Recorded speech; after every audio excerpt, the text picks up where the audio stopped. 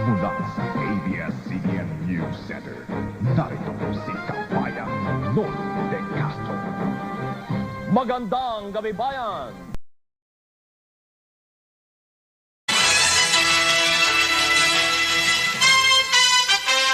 Live mula sa Senado, narito si Kabayang Noli de Castro.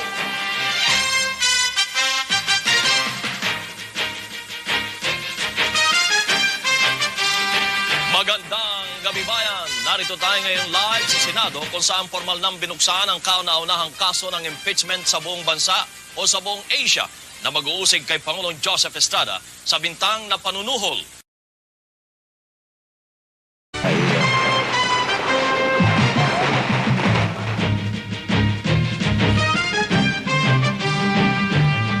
Magandang gabi, bayan. Sa ngalan ni Kabayang Noli de Castro, ako po si Henry Umaga Diaz.